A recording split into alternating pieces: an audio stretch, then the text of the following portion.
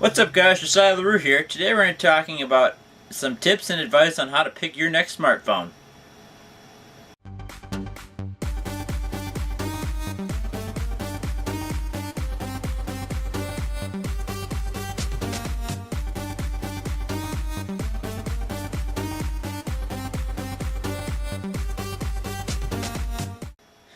Today we're going to be talking about how to pick your next smartphone. From the range of smartphones out there, it can seem daunting to pick the right one for you. I mean, you have all the Android phones, from Samsung to HTC to Nokia to Google's Nexus to there's just a whole lot of them. Then you have the iPhone, which there are 3 to 4 options there, as well as Windows phones, Blackberries, and then just the general run-of-the-mill smartphones. So how are you going to pick one? Well, today I'm going to walk you through some tips and advice on how to pick the right smartphone for you. So first off, the first major factor when considering what smartphone you're going to get is the operating system. That's the software that runs on the phone that really gives the phone the functionality and defines what the phone is. Hardware is great and all, but without software, it's just a piece of plastic and metal and electronics. So for software, you have majorly just 3 to 4 main competitors.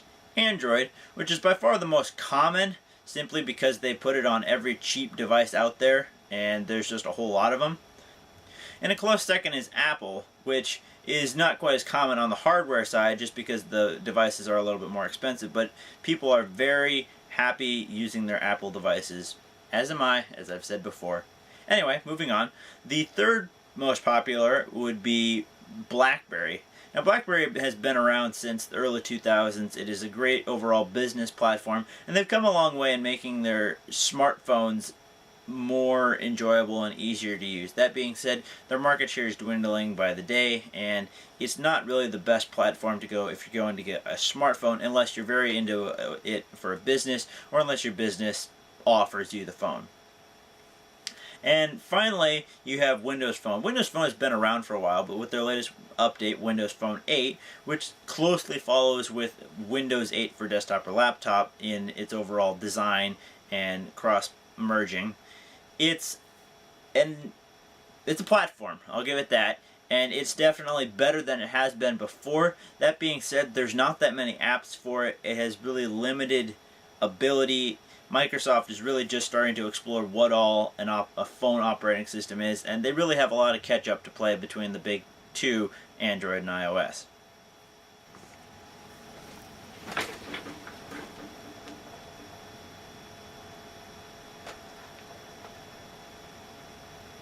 The iPhone 5S is their brand new flagship model that came out at the end of last year, as well as their iPhone 5C, which is a slightly redone version of the iPhone 5, which was last year's phone. Still a great phone. As well as the iPhone 4S, which is 2 years old, but still also a very good solid phone. All of these phones run the newest iOS 7.1 operating system. They take amazing pictures. They have a brilliant screen. Apple was the first one to pioneer the Retina technology, otherwise Apple was the first one to pioneer the Retina technology, or pixels that are denser than your eye can physically see, creating a very high definition picture. That being said, Apple's screens are not the sharpest anymore. LG and HTC and Samsung have definitely come out with better resolution. That being said, anything in 1080 HD is a great screen that you will love to view videos or content on.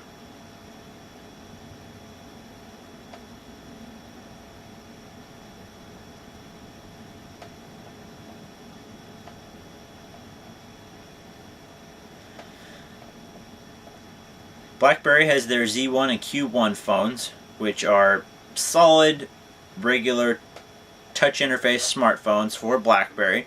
The newest BlackBerry OS has definitely come far in terms of previous operating systems, and it's a solid operating system, I will give it that. And their BlackBerry Messenger service is actually really good. They also have standalone apps which you can run on Android and iOS, so if you want a free Messenger app, BlackBerry Messenger is a great app, I will give it that. That being said, they do have a long ways to go in just making it a smooth operating system that everybody can use, as opposed to what Android and iOS have already perfected. Also, the App Store. The full screen touch apps for BlackBerry are very limited right now. So if you want something more mainstream that's going to have all the common apps that everybody talks about, you definitely want to go with iOS or Android. And finally, Windows Phone. Windows Phone is mainly run through the Nokia phone line. I think Windows Phone is mainly run through the Nokia phone line. Windows actually bought Nokia so that they could exclusively start putting out devices running Windows Phone. Some of the Windows phones are actually very impressive. The Lumia 10, the Nokia Lumia 1020 actually has a 42 megapixel camera, which for a phone is very impressive. The only thing rivaling that is the HTC Galaxy Zoom, which has about a 30 megapixel phone, which is more of a camera with a phone interface than a camera phone. But anyway, more on that later. Which is more of a camera with a phone interface more than a camera on a phone. But anyway.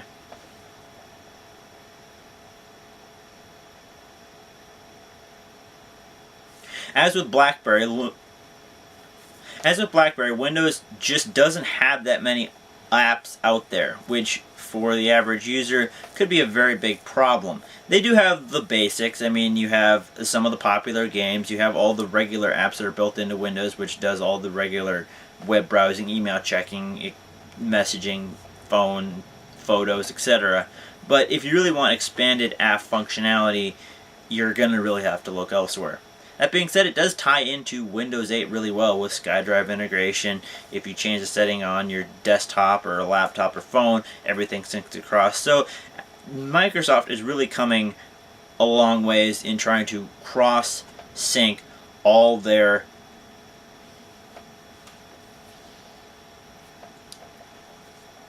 Microsoft is really coming a long ways in syncing all their operating systems together, just like Apple did, and creating a more synergetic experience.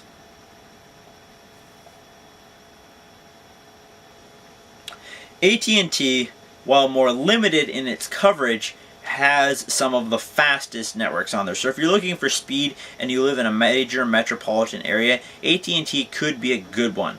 AT&T was the first one to have the iPhone, so the iPhone does run great on AT&T, but they also have they pretty much have all the major Android ones, as well as BlackBerry and Windows. So if you're looking for fast service in major metropolitans, as well as some service in most of the other areas, AT&T is a great one.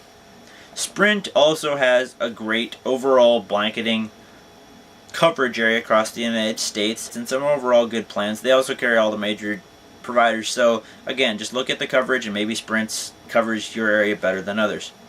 T-Mobile, while not as widespread, has some great speeds in the areas that they are. They also have some really good plans. If you're looking for just a plan just customized for you, they typically have it. They have been really pushing forward and creating plans that don't charge you an arm and a leg for its coverage, as well as something that will work for you, and if you have more people, they are trying to do it.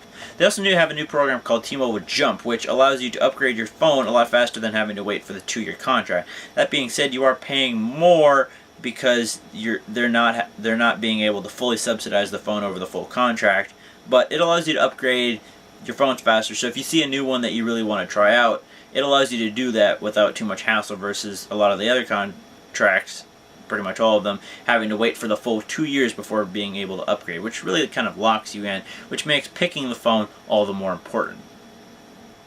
And part of picking a carrier is not only the coverage, but also the plans. There are several articles online that will give you a breakdown of how much a certain plan costs versus another. So, maybe this one carrier has a great coverage in your area, but also has a really outrageous price for your budget. So it might be good to consider a second-rate carrier just so that you can afford this phone. Because not only do you have to pay for the upfront cost of the phone, but you also are going to have to pay for the monthly access for phone, text message, which are typically unlimited if you get a premium plan, but also the data. And data is really where these carriers get you. The data, particularly nowadays with all the photos and video that we are using and consuming every day, really goes fast. And if you aren't watching it, you're going to go over your data limit unless you have a lot of data or unlimited, and that is where the phone companies get all their money. Overage charges on data. So watching how much data you consume, trying to be on Wi-Fi as much as possible, is definitely what you're going to want to do when you have a smartphone. Watch that data consumption. I cannot emphasize that enough. I'm going to include a link in the description down below, which is a Time magazine article which breaks down the average cost of having a smartphone, in their case an iPhone 5S, on the major 4 carriers, and what it would cost for getting a plan based on how much data you get. And data usage is mainly what people are rating a plan on nowadays, being as most people don't talk as much as they text, and text as much as they use the internet. So phone and data are typically just merged together as an unlimited plan, while they measure out how much data you use. The most common is probably about 2 gigs, which is a fair amount for just one user, but if you're really heavy in media consumption, that might not even be enough, so you're going to want to look at more. Anyway, check out that article down below. It has all the graphs and stuff. So yeah, guys, thanks for checking out my video. I hope some of the things that I talked about today were going to be helpful in helping pick your next smartphone. If you're looking for some off-the-cuff recommendations, I definitely recommend the iPhone 5S or 5C on the iOS side. As for the Android, the HTC M8 or the Samsung Galaxy S5 are great phones. They're very impressive specs, and for an Android, you probably couldn't get any better with that. BlackBerry, I mean, if you have to have it, the Z1 is a great phone. And for Windows Phone, the Nikon Lumia 1020 or 920 are both great phones if you're going to go for the Windows.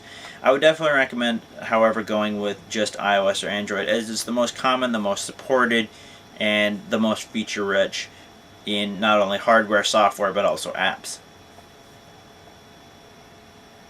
So yeah, guys, let me know in the comment box down below, which smartphone would you want to buy? An iPhone, an Android, HTC, maybe a Samsung, or maybe even a BlackBerry or a Windows phone? Let me know. Also, let me know what you thought about the episode, as well as anything that you want me to review in the next one. So yeah, guys, thanks for watching. I hope my advice here will help you when you're going to pick your next smartphone or upgrade from your last one. And thanks for watching. Remember to hit that like button down below, comment, subscribe, and I'll see you in the next one. Peace!